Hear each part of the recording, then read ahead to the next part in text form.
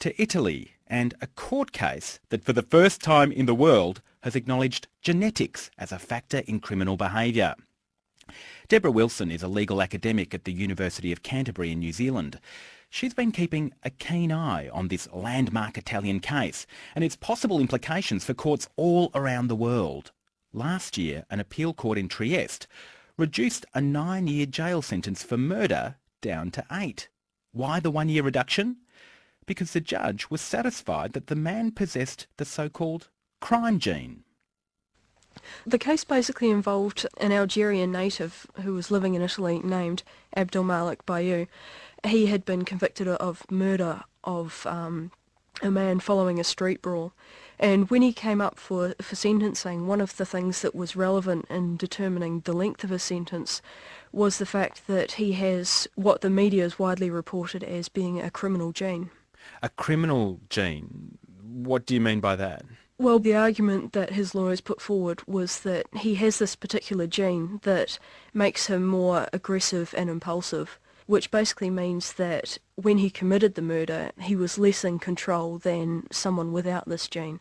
So they argued that he hadn't intended to kill the person, he just reacted. I understand that in a courtroom last year in September 2009 in Trieste, Italy, the appeal judge, Pier Valerio Renotti, said he found evidence, this crime gene evidence, particularly compelling and accepted that it would make Mr. Bayou particularly aggressive in stressful situations. So what did he do with that information and that conclusion, this judge? He decided that Mr. Bayou was less culpable than someone without this crime gene.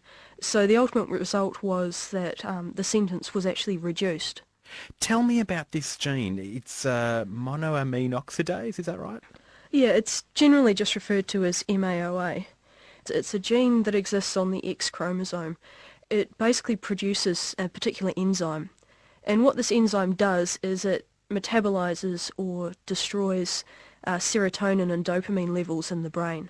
So if you've got a properly functioning MAOA gene, then the levels of serotonin and dopamine in your brain are much reduced. And if you have the criminal gene that this man had, you're not producing enough MAOA, which means it's not destroying the serotonin and dopamine, which means that you've got high levels of it in the brain. So the low levels or an absence of MAOA are thought to produce this aggressive criminal conduct. Now, this case in Italy, is it a world first? It is. Well, it's the first time that this kind of argument has ever actually succeeded. Cases have been trying to use this kind of genetic defence since the early 1990s. You know, there's been about 500 cases in the States alone over the past 5 years, but this is the first time that we've actually seen it succeed.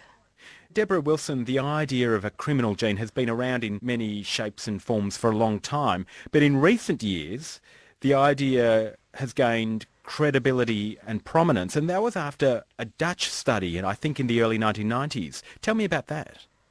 That's right. Well, this study came about because one of the members of the family approached a geneticist, and she said that there'd been a story that the family was in fact cursed. And this curse meant that some of the males in the family tended to be more likely to engage in sort of criminal conduct. And the woman wanted to know if there was a genetic reason for this predominance of violence amongst the family. There was a long history of assault, sexual assault, general violence in this family. Yeah, that's right. And so she approached this geneticist, I think it was Mr. Han Brunner. She wanted to know if it was simply a curse or a family legend, or if it actually had some kind of basis in genetics. So he went off and did some tests. What did he find? Well, what he found in the study was that in the male members of the family that he tested, they did not have the MAOA gene at all.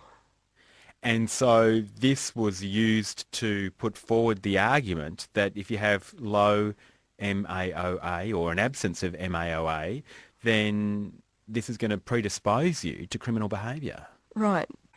How important was this study? It attracted a lot of attention at the time, didn't it? The most obvious example of the attention was that about 2 years later, this gene first appears in an argument in a criminal case.